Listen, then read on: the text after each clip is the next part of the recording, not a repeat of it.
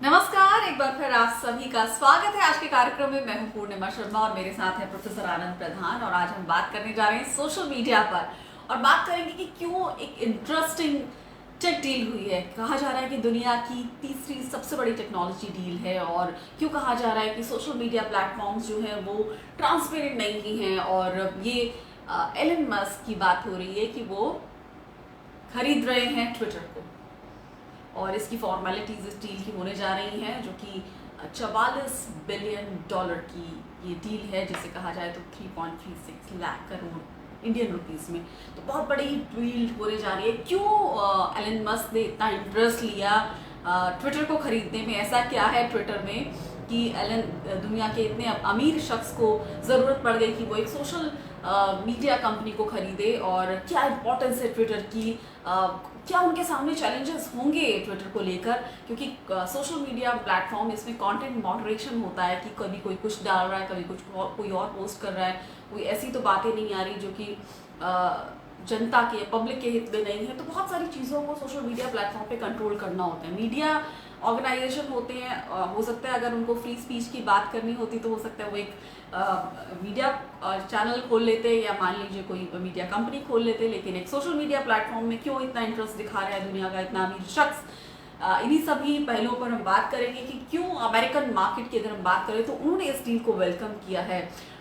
और इसके अलावा भारत के संदर्भ में भी हम बात करेंगे कि क्यों सोशल मीडिया की इम्पोर्टेंस इतनी बढ़ गई है, किस तरह से ये डेमोक्रेटाइज करता है कम्युनिकेशन को, और साथ ही और क्या इसके पहलू हैं। तो इस पर बातचीत करते हैं। प्रोफेसर आनंद प्रधान तो मीडिया के प्रोफेसर हैं, Indian institute of mass communication में प्रोफेसर हैं, देश का टॉप मीडिया इंस्टीट्यूट माना जाता है IAMC। और ये सोशल मीडिया की बढ़ती हुई इम्पोर्टेंस और साथ में ट्विटर को लेकर क्या मतलब है इस डील का? प्रोफेसर आनंद प्रधान। बहुत दिलचस्प बातें आपने बताई। निश्चित तौर पर ये डील एक बहुत बड़ी डील है और इस डील में इतने उतार चढ़ाव आए एक के बाद एक कि ये एक मामले में जिसको कहते हैं ना रोलर कोस्टर एक तरह का ये बन गया, और जिसमें काफ़ी सस्पेंस था। असल में बात यह है कि एलन मस्क जो दुनिया के सबसे अमीर लोगों में हैं और जिनकी खुद की जो अभी नेटवर्थ है, यानी जो उनकी कुल परिसंपत्तियां हैं, वो लगभग 268 बिलियन डॉलर की है। उन 268 बिलियन डॉलर मुख्यतः वो उनकी दो जो सबसे बड़ी और महत्वपूर्ण कंपनियां हैं जो हम सब जानते हैं, कार बनाने वाली कंपनी टेस्ला है, और खास करके इलेक्ट्रिक कार और ड्राइवरलेस कार पर वो काम कर रहे हैं। तो एक तरह से ऑटोमेटिक कार की और ऑटोमोबाइल इंडस्ट्री में वो एक इमर्जिंग कंपनी है टेस्ला। और दूसरी उनकी जो एक बहुत महत्वपूर्ण कंपनी है वो स्पेस एक्स है, जो एक तरह से स्पेस में जाने के लिए और सैटेलाइट लॉन्च करने के लिए और इस तरह के कामों में लगी हुई है। दरअसल बहुत ही दिलचस्प कैरेक्टर हैं एलन मस्क, और खुद वो ट्विटर पर बहुत एक्टिव रहे हैं। ट्विटर पर उनकी जो फैन फॉलोइंग है करीब 8 करोड़ 30 लाख से ज़्यादा है। और ट्विटर पर वो अपने बहुत ही कई बार क्रिप्टिक, कई बार बहुत ही नेस्टी, कई बार बहुत ही दिलचस्प, कई बार बहुत अजीबोगरीब तरह के ट्वीट्स के लिए जाने जाते हैं। और ट्विटर के साथ उनका जो रिश्ता है वो लव हेट का रिश्ता है। कभी उसमें आपको दिखाई पड़ेगा कि वो बहुत प्रेम कर रहे हैं ट्विटर से, और कई बार लगता है कि वो ट्विटर की बहुत आलोचना कर रहे हैं। उन्होंने एक बहुत कुछ समय पहले एक ट्विटर पर पोल कराया कि क्या ट्विटर में एडिट बटन आना चाहिए, और उसमें करीब 4 लाख लोगों ने भाग लिया और 73% लोगों ने कहा कि हाँ, ट्विटर में एडिट बटन होना चाहिए। एडिट बटन का मतलब यह है कि जो आप ट्विटर पर लिखते हैं और कई बार टाइपों में गलतियां हो जाती हैं, तो ट्विटर ये सुविधा नहीं देता कि उसको आप ठीक कर सकें। जैसे फेसबुक में ये ऑप्शन होता है कि आपने कुछ टाइप किया तो उसको आप एडिट कर सकते हैं, लेकिन ट्विटर पर ये सुविधा नहीं है और वहां आप एडिट नहीं कर सकते। तो एक तरह से जब उन्होंने ये पोल कराया तो ये संकेत दिया कि एडिट बटन होना चाहिए। और उसके अगले ही दिन ट्विटर ने पब्लिकली ऐलान किया कि हाँ, हम एडिट बटन पर काम कर रहे हैं, हमारे इंटरनल डेवलपमेंट टीम इस पर काम कर रही है और हम जल्दी ही इस बारे में कोई घोषणा करेंगे। तो एक तरह से जो एलन मस्क हैं वो इस समय पूंजीवाद के एक ऐसे प्रतिनिधि के रूप में उभरे हैं जिसके बारे में कहा जा रहा है कि वो एक मस्किज्म है, एक नया मस्कवाद शुरू हो गया है। और वो जिस चीज को छू रहे हैं, मतलब कहा जा रहा है कि इस समय वो जिसको छू रहे हैं, जिसके बारे में बात कर रहे हैं, वो सोना बन जा रही है। और उसकी वजह यह है कि आज 268 बिलियन डॉलर, आप एक अनुमान लगाइए कि इस पैंडेमिक, इस महामारी की शुरुआत के ठीक पहले मार्च 2020 में उनकी जो कुल परिसंपत्तियां थी वो सिर्फ 24 बिलियन डॉलर थी। आज वो 268 बिलियन डॉलर हो गई हैं। करीब करीब 900% से ज्यादा की वृद्धि सिर्फ 2 साल में हुई है। सबसे ज्यादा पैंडेमिक के दौरान अगर किसी अरबपति के पैसे में वृद्धि हुई है तो वो एलन मस्क हैं, और भी जेफ बेजोस और बिल गेट्स वगैरह भी हैं, और भारत के भी कई बड़े पूंजीपतियों की संपत्ति में बहुत भारी वृद्धि हुई है। एलन मस्क उनमें है। एलन मस्क को आप याद होगा कि पिछले दिनों उनकी काफी चर्चा क्रिप्टो करेंसी के संदर्भ में भी हो रही थी।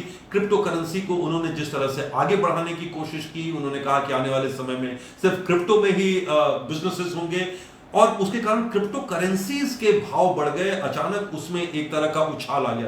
तो ये एक बात दिखाई पड़ती है कि जो एलन मस्क हैं वो एक तरह की टेक्नोलॉजी में उनकी दिलचस्पी है। मैं अभी एक बहुत जानी मानी हिस्टोरियन है जिल लेपोर, वो एक बात कह रही थी बहुत दिलचस्प कि उनके जो दादा थे, उनका भी नाम एलन था, और वो उन्हीं के नाम पर इनका नाम भी है। वो एक तरह से टेक्नोक्रेसी में विश्वास करते थे। वो ये मानते थे कि दुनिया की सारी समस्याएं जो है वो इंजीनियर्स हल कर सकते हैं, टेक्नोक्रेट्स हल कर सकते हैं।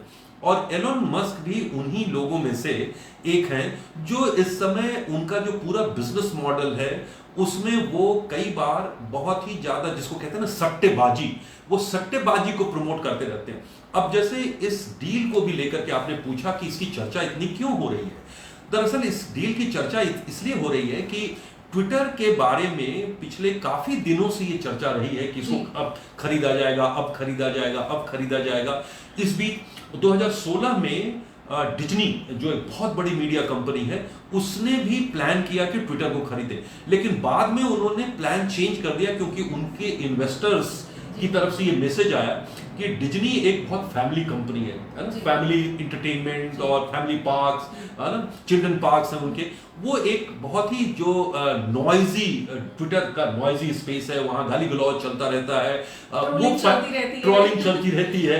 तो वो एक तरह से family based company, family entertainment promote करने वाली कंपनी के साथ वो ज्यादा जेल नहीं करेगा, इसलिए वो डील डिज्नी ने उससे अपने वापस ले लिया। एक और अरबपति हैं सेल्स फोर्स के मालिक, उन्होंने भी एक खरीदने का प्लान किया, पर उनकी कंपनी के इन्वेस्टर्स ने भी उनको कहा कि एक जो सॉफ्टवेयर कंपनी है वो उसको इस तरह के कंटेंट के क्षेत्र में नहीं आना चाहिए। तो हाल के वर्षों में ट्विटर के बिकने की बहुत बार चर्चाएं हुई, और इस बार भी ऐसा लग रहा था कि पता नहीं कितने सीरियस हैं एलन मस्क, और जब वो ऑफर कर रहे थे, और एक तरह से वो अनसॉलिसिटेड ऑफर था।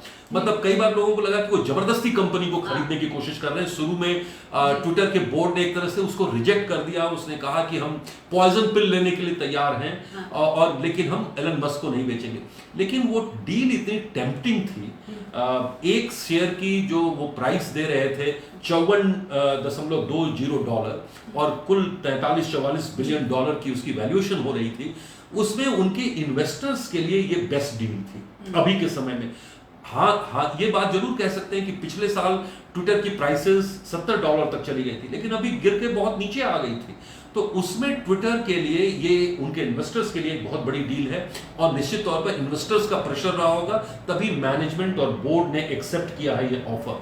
अब इसकी चर्चा इसलिए हो रही है कि देखिए ट्विटर के साथ एक खास बात यह है सोशल मीडिया कंपनीज में कि ये 5वें नंबर की कंपनी।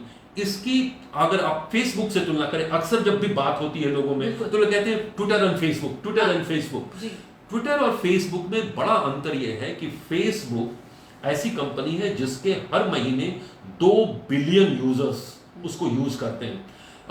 इसी तरह से आपटिक 2 बिलियन, उसकी तुलना में जो ट्विटर के रेगुलर यूजर है, मंथली यूजर है, वो करीब 331 मिलियन के आसपास है, यानी करीब 30-31 करोड़ लोग उसको यूज करते हैं। कहाँ 200 करोड़, कहाँ वो 200 का, तो एक तरह से 2 बिलियन। तो उसकी तुलना में और जो एनुअल रेवेन्यू है, एडवर्टाइजिंग रेवेन्यू और रेवेन्यू कमाती है फेसबुक, वो करीब 73 बिलियन है, और ट्विटर का जो एनुअल रेवेन्यू है वो करीब 4.5 बिलियन है। और अभी शायद प्रॉफिट में आना शुरू हुई अभी है, प्रॉफिट में नहीं, तब अभी घाटे में चल रही थी, घाटे में ही चल रही है अभी भी मूलतः। लेकिन ट्विटर के बोर्ड ने कहा है कि 2023 से वो संभवतः मुनाफा कमाना शुरू करेंगे।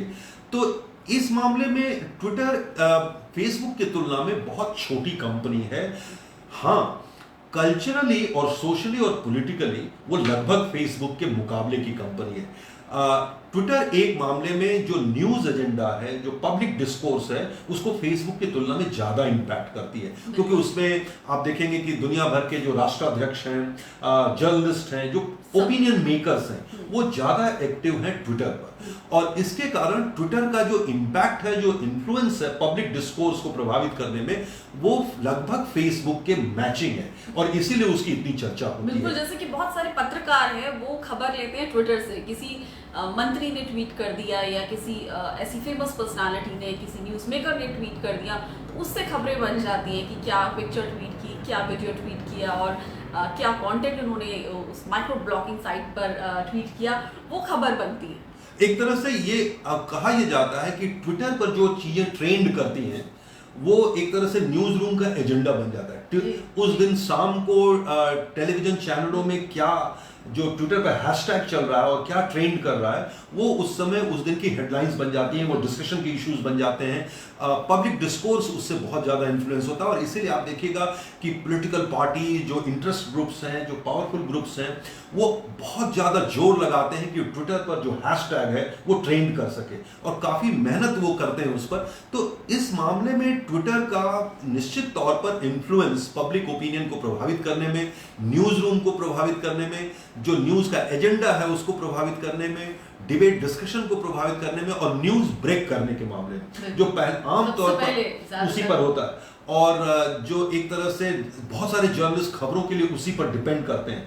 आप देखिएगा कि एक तरह से प्रेसिडेंट डोनाल्ड ट्रंप तो अपनी पूरी राजनीति ट्विटर के जरिए करते थे। लेकिन अब आपने ट्रंप की बात करी, तो उनके दोस्त है एलन मस्क, तो अब क्या वो वापस आएंगे ट्विटर पर?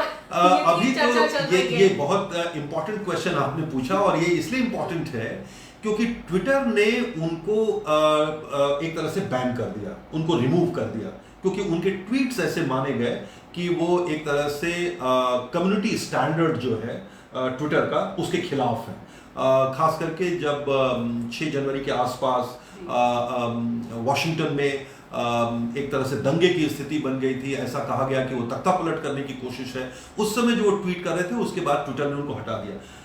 एलन मस्क के बारे में ये कहा जाता है कि एलन मस्क खुद को फ्री स्पीच के पैरोकार मानते हैं, कि मैं फ्री स्पीच के पक्ष में हूं, और पिछले दिनों जब उन्होंने ट्विटर के लिए ये ऐलान किया कि मैं इतने में खरीदना चाहता हूं, ये बेस्ट ऑफर दे रहा हूं ट्विटर को, और वो ऑफर उन्होंने पब्लिकली दिया, तो वो उस ऑफर के बाद एक टेड टॉक्स में उनसे ये सवाल पूछा गया, तो उन्होंने ये कहा कि नहीं, मैं इस बात को मानता हूं कि मॉडरेशन रहना चाहिए, और इस पर ध्यान रखा जाना चाहिए। फ्री स्पीच बहुत इंपॉर्टेंट चीज है, और इसको हम इनकार नहीं कर सकते।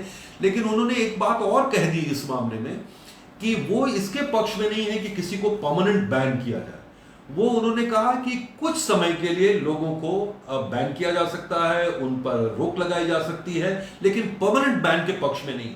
तो अगर इसको देखें तो इसका मतलब ये हुआ कि कुछ लोगों को जो उसके कम्युनिटी स्टैंडर्ड जो ट्विटर का है, उसको अगर फॉलो नहीं करते हैं, इलीगल एक तरह से ट्वीट करते हैं, या एक तरह से हेटफुल स्पीच ट्वीट करते हैं, तो उनका कहना है कि उनको आप 2 महीने के लिए, 1 महीने के लिए, 1 सप्ताह के लिए आप बैन कर दीजिए, उनको रोक लगा दीजिए, लेकिन उनको परमानेंटली बाहर नहीं किया जाना चाहिए।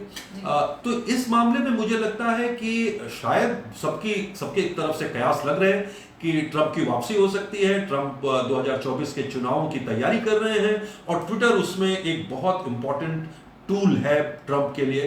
तो हालांकि अभी तो शुरुआती बातचीत में ट्रंप ने शायद ऐसा संकेत किया कि नहीं, वो वापस नहीं आना चाहते, बल्कि ट्रंप ने बीच किस तरह से, किस रूप में ट्रंप की वापसी और दूसरे लोगों की वापसी होती है। लेकिन ऐसा लगता है कि एलन मस्क जरूर चाहेंगे कि ट्रंप वापस लौटे।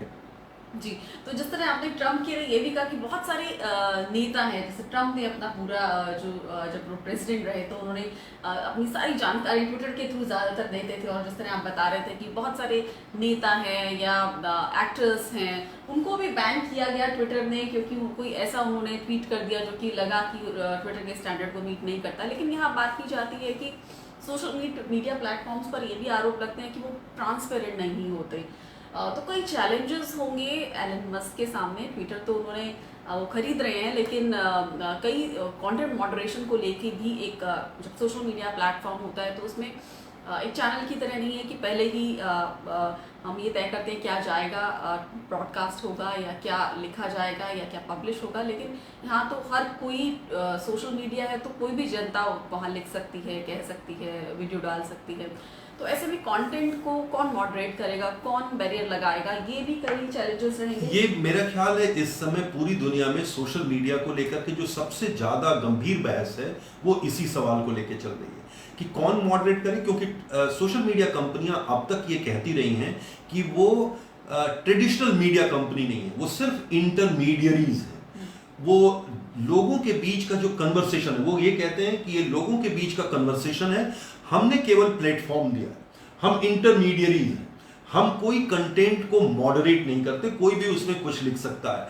हाँ, वो ये जरूर कहते हैं कि हम उसका मॉडरेशन अपने कम्युनिटी स्टैंडर्ड के हिसाब से करते हैं, और वो मॉडरेशन वो ये कहते हैं कि जब कोई लिखता है और उसको कोई फ्लैग करता है, उसमें जो यूजर्स हैं वही फ्लैग करते हैं कि ये कम्युनिटी स्टैंडर्ड के खिलाफ है, तो उसमें से कुछ चुने हुए ट्वीट को या फेसबुक पोस्ट को उनके जो मॉडरेटर्स हैं फेसबुक के या ट्विटर के, वो उनको देखते हैं कि ये इनके कम्युनिटी स्टैंडर्ड के खिलाफ है या नहीं है, या इसको गलत तरीके से फ्लैग किया गया है, या कुछ उनके एल्गोरिदम में उन्होंने कुछ शब्द ऐसे चुन लिए हैं जो शब्द उनको लगता है कि जहां भी यूज किए जाएंगे, जिस भी पोस्ट में यूज किए जाएंगे, हो सकता है कि वो नफरत भरा हुआ हो सकता है वो एब्यूसिव हो सकता है वो एक तरह से हिंसा भड़काने वाला हो।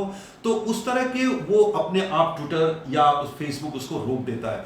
तो लेकिन इसको लेकर के एलन मस्क और बहुत सारे लोग जो फ्री स्पीच एब्सोल्यूट जिसको कहे कि वो मानते हैं कि फ्री स्पीच में कहीं कोई रोक टोक नहीं होनी चाहिए, वो ये मानते हैं कि ये बिल्कुल ठीक नहीं हो रहा है, और वो ये मानते हैं कि इस कंपनियां जो हैं इसमें बहुत ट्रांसपेरेंट नहीं है। और ये देखिएगा कि बहुत ज़्यादा आरोप लगता रहा है सोशल मीडिया कंपनियों पर कि सोशल मीडिया कंपनियां एक तरह से काफ़ी उनका जो कंटेंट है वो नफरत से भरा हुआ है, सांप्रदायिक है, एब्यूसिव है। और खास करके आप जैसे ट्विटर को देखिए कि ट्विटर के बारे में ये आरोप लगते रहे हैं कि वहाँ महिलाओं को, वहाँ जो LGBT कम्युनिटी है, जो माइनॉरिटीज़ हैं, उनको बहुत टारगेट किया जाता है, उनको एब्यूज़ किया जाता है, और उसमें ट्विटर चुप रहता है। इसी तरह से फेसबुक के बारे में भी आरोप लगता है कि वो उनका एल्गोरिदम ऐसा है कि जो सबसे ज़्यादा कंट्रोवर्शियल ट्वीट है या फेसबुक पोस्ट है वो सबसे ऊपर जाता है, क्योंकि उसको ज़्यादा से ज़्यादा लोग देखते हैं। और एक तरह का वो एल्गोरिदम ऐसा है कि वो बबल क्रिएट कर देता है कि आप एक खास तरह का ट्वीट देख रहे हैं, खास तरह का फेसबुक पोस्ट देख रहे हैं, उसी तरह के उसी नेचर का पोस्ट आपको बार बार दिखाया जाएगा, आपको एक बबल में बंद कर दिया था। तो ऐसे कई सवाल हैं कि ये जो उनका एल्गोरिदम है, उनका जो कंटेंट मॉडरेशन पॉलिसी है, ये बहुत ही ट्रांसपेरेंट नहीं है, डेमोक्रेटिक नहीं है, ओपन नहीं है, और इसके कारण इसका मिसयूज बहुत होता है। कई देशों में सरकारें ट्विटर पर और फेसबुक पर बहुत दबाव डालती हैं कि जो क्रिटिकल कमेंट्स हैं, जो क्रिटिकल बातें हैं, उनको हटा दिया जाए। अब ये सवाल भी उठ रहा है कि अगर एलन मस्क इसको खरीदते हैं, जिनके अपने बिजनेस इंटरेस्ट खास करके टेस्ला कंपनी दुनिया भर में कारें बनाने और बेचने की है। तो अगर वो ये बिजनेस में है तो क्या जो सरकारें हैं, जैसे चीन में उनका बहुत बिजनेस है, तो चीन ने अगर दबाव डाला उन पर कि भाई आप इस तरह का कंटेंट हटाइए, तो क्या वो उस तरह के दबाव को फेस कर पाएंगे? क्योंकि उनका मुख्य बिजनेस जहां से उन्होंने पैसा कमाया है और बनाया है वो तो टेस्ला कंपनी है, वो तो स्पेस एक्स है। तो एक तरह से मुझे लगता है कि आने वाले समय में एलन मस्क के लिए बहुत सारे सवालों का जवाब देना, हालांकि अब वो प्राइवेट कंपनी होगी, उनके लिए जवाब देना कोई जरूरी भी नहीं है। अभी तक तो कम से कम वो शेयर मार्केट में थी और वो खत्म हो जाएगी। ये एक जो बदलाव आने जा रहे हैं फाइनेंशियल एस्पेक्ट अगर हम देखें तो सारी शेयर होल्डर्स अब नहीं होंगे, पब्लिक शेयर होल्डिंग नहीं होगी, अब सारी जो प्राइवेट हो जाएगी जी। तो प्राइवेट हो जाएगी तो एक प्राइवेट कंपनी में वो और भी कम आंसरेबल है, वो अब और कम जिसको कहते हैं कि ट्रांसपेरेंसी रह जाएगी। क्योंकि पहले तो अगर आप शेयर मार्केट में लिस्टेड कंपनी है तो बहुत सारी जानकारियां आपको शेयर मार्केट में देनी पड़ती हैं, आपको अपने इन्वेस्टर्स को बतानी पड़ती हैं। अब अगर वो प्राइवेट कंपनी होगी तो वो किसी के लिए आंसरेबल नहीं है, वो एक व्यक्ति को आंसरेबल है। तो इस लिहाज से ये सवाल जरूर उठ रहे हैं कि जो ट्विटर और फेसबुक या बाकी सोशल मीडिया कंपनियां हैं, जहां एक तरह से जिनको आज ये कहा जाने लगा कि वो बहुत डिवाइसिव है, बहुत ज़्यादा एब्यूसिव प्लेटफॉर्म बनती जा रही है, जहां बहुत ज़्यादा हेट को या नफरत को प्रमोट किया जा रहा है समुदायों के बीच में, धार्मिक समुदायों के बीच में, एथनिक समुदायों के बीच में, क्या वो एक तरह से उसी को और आगे बढ़ाएंगे, उसी से मुनाफा कमाएंगे? अभी तो ये कहा जा रहा है कि ज्यादातर सोशल मीडिया कंपनियां नफरत बेचकर मुनाफा कमा रही हैं। और साथ ही हम ये भी बात करना चाहेंगे कि बहुत ही इन्फ्लुएंशियल सोशल मीडिया प्लेटफॉर्म माना जाता है ट्विटर को। अगर आप देखें कि अगर किसी का ट्विटर अकाउंट सस्पेंड हो जाता है तो वो एकदम से रेस्टलेस हो जाता है, और चाहे वो एक इन्फ्लुएंसर हो, सोशल मीडिया इन्फ्लुएंसर हो, या मान लीजिए कोई जर्नलिस्ट हो, या कोई पॉलिटिशियन हो, या फिर कोई एक्टर हो। एक ट्वीट आपने ऐसा किया जिसे ट्विटर ने अगर ट्विटर को लगा कि वो सही नहीं है या उसके स्टैंडर्ड को मीट नहीं करता तो वो सस्पेंड हो जाते हैं अकाउंट, और थोड़े टाइम बाद फिर उसको हटा भी देता था ट्विटर। लेकिन अब किस तरह के परिवर्तन आएंगे एलन मस्क के ट्विटर को खरीदने के बाद, और कितनी इम्पोर्टेंस है ट्विटर की जो ओपिनियन मेकर्स कम्युनिटी है उनमें, क्योंकि वो रेस्टलेस हो जाते हैं। तो इसको पूरी हमने कई एस्पेक्ट्स पे इसकी बात की ट्विटर की खरीद को लेकर कि इसके फाइनेंशियल एस्पेक्ट क्या हैं, अमेरिकी बाजारों ने इसका क्यों स्वागत किया, और इसके टेक्नोलॉजिकल पॉइंट ऑफ व्यू क्या है। सोशल मीडिया जिस तरह बढ़ रहा है तो उसका ज़्यादा फैलाव हो रहा है लोगों के बीच में, तो उसको देखते हुए ट्विटर की क्या इंपॉर्टेंस है, फेसबुक की क्या इंपॉर्टेंस है, सोशल मीडिया का जितनी भी प्लेटफॉर्म्स हैं वो ओपिनियन मेकर्स के बीच में क्यों इतनी इंपॉर्टेंट है, और किस तरह से और साथ ही डेमोक्रेटाइज किया है उन्होंने कम्युनिकेशन को। अब हर जिसके पास जो भी टैलेंट है वो उसे सोशल मीडिया प्लेटफॉर्म के जरिए दिखा रहा है, और उसमें वो सफल भी हो रहा है। इस देश के किसी भी कोने में बैठा हुआ इंसान, रिमोट एरिया से लेकर किसी शहर में बैठा हुआ भी, तो जो कम्युनिकेशन है, जो अपनी बात को दूसरे तक पहुंचाने का जरिया है, वो डेमोक्रेटाइज हो गया है। सिर्फ मीडिया, अखबार, न्यूज़पेपर, रेडियो या डिजिटल प्लेटफॉर्म जो दूसरे हैं न्यूज़ ऑर्गेनाइजेशन, उस तक सीमित नहीं रह गया है। तो ऐसे में आपके कंक्लूडिंग कमेंट ट्विटर को लेते हुए, इसकी खरीद को लेते हुए, इसके फाइनेंशियल एस्पेक्ट पर हमने बात की, इसके जो सामाजिक इसके एस्पेक्ट्स हैं उस पर, सामाजिक पक्षों पर हमने बात की, और कई इसके पहलुओं को हमने छुआ इस चर्चा के दौरान। तो प्रोफेसर आनंद प्रधान जो कि मीडिया के प्रोफेसर हैं और मीडिया स्टडीज़ पढ़ाते भी हैं और जर्नलिस्ट को ट्रेन करते हैं, तो आपके कंक्लूडिंग कमेंट्स इस डेवलपमेंट को लेकर? अब मुझे लगता है कि जो ज़्यादा सबसे महत्वपूर्ण सवाल है वो ये है कि Twitter, Facebook, social media platform, जैसा आपने कहा कि इन्होंने कम्युनिकेशन को काफ़ी डेमोक्रेटाइज भी किया, लोगों को एम्पावर किया है। बहुत सारे ऐसे समूह लोग जिनकी पब्लिक स्पेस में कोई सुनवाई नहीं थी, उनके बारे में कोई बात नहीं करता था, उनको एक मौका मिला है अपनी बात कहने का।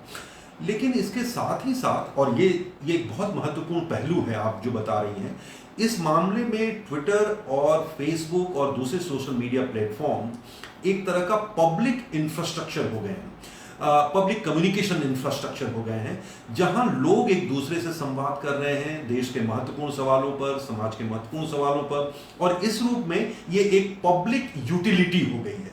जैसे बिजली है, जैसे पानी है, जैसे सड़क है, उस तरह की ही यूटिलिटी धीरे धीरे डेमोक्रेसी के लिहाज से, लोकतंत्र के लिहाज से social media platform public utility बन गए। अब सवाल यह है कि क्या पब्लिक यूटिलिटी जो डेमोक्रेसी के लिए, डेमोक्रेसी में डिबेट डिस्कशन को प्रमोट करने के लिए बहुत इंपॉर्टेंट है, क्या वो किसी अरबपति के हाथ में होना चाहिए और क्या उसके मुनाफे के लिए ही उसका सिर्फ इस्तेमाल होना चाहिए? क्या उसको ट्रांसपेरेंट नहीं होना चाहिए? क्या उसको आंसरेबल नहीं होना चाहिए? ये कई सवाल उठ रहे हैं और ये सवाल सिर्फ भारत में ही नहीं, अमेरिका में भी उठ रहे हैं, दुनिया के और देशों में भी उठ रहे हैं। अभी हाल में ही जो यूरोपियन यूनियन है उसने कई फैसले किए हैं सोशल मीडिया प्लेटफॉर्म्स को लेकर के, उनको एक तरह से रेगुलेट करने को लेकर के। तो मुझे लगता है कि पूरी दुनिया में सोशल मीडिया प्लेटफॉर्म्स के रेगुलेशन का सवाल बहुत इंपॉर्टेंट सवाल होता जा रहा है और वो सवाल इसलिए ज्यादा इंपॉर्टेंट होता जा रहा है कि सोशल मीडिया प्लेटफॉर्म ट्विटर जैसा एक पब्लिक यूटिलिटी है और अगर बिजली हमारे लिए महत्वपूर्ण है, पानी हमारे लिए महत्वपूर्ण है, ठीक उसी तरह से क्या डिस्कशन हो रहा है, क्योंकि डेमोक्रेसी डिस्कशन पर चलती है, डेमोक्रेसी डिबेट्स पर चलती है। जैसे पार्लियामेंट में जो डिबेट होती है ये एक तरह से पीपल्स पार्लियामेंट है, जहां लोग अपनी बातें रख रहे हैं, जहां वो सीधे प्रधानमंत्री को टैग करते हैं, जहां वो चीफ मिनिस्टर को टैग करते हैं, जहां वो अपने मुद्दे उठाते हैं। कई तरह के समूह, कई तरह के जो पावर ग्रुप्स हैं, इंटरेस्ट ग्रुप्स हैं, वो अपनी बातें रखते हैं।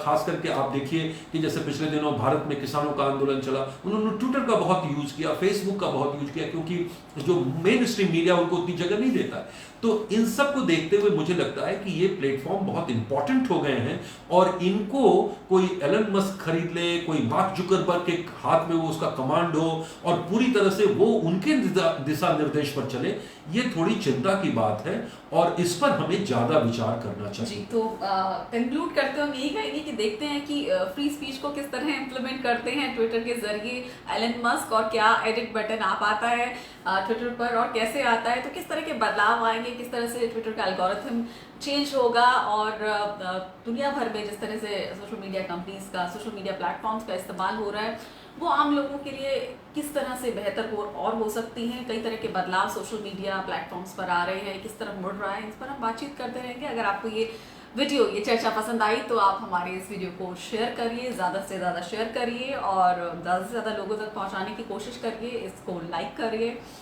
और हम ये भी चाहेंगे कि अगर आपको ये हमारी चर्चा जो हम रोज़ करते हैं वो पसंद आ रही है तो आप हमारे फेसबुक पेज को फॉलो कर सकते हैं और इसे लाइक कर सकते हैं और ज़्यादा से ज़्यादा लोगों तक इसे फैला सकते हैं। बहुत बहुत शुक्रिया इस चर्चा को देखने के लिए। तो ये थी हमारी चर्चा ट्विटर की को जो एलन मस्क में जो डील करने जा रहे हैं, तीसरी सबसे बड़ी दुनिया की टेक डील से कहा जा रहा है। इस पर हमने इसके कई पहलुओं को छूने की कोशिश की, इसके कई पहलुओं पर बात करने की कोशिश की, इसके सामाजिक पक्ष, इसके फाइनेंशियल पक्ष, इसके अंतर्राष्ट्रीय स्तर पर इसकी क्या महत्व है और साथ ही सोशल मीडिया कंपनीज को लेकर किस तरह का वातावरण बन रहा है, उनकी क्या महत्व है।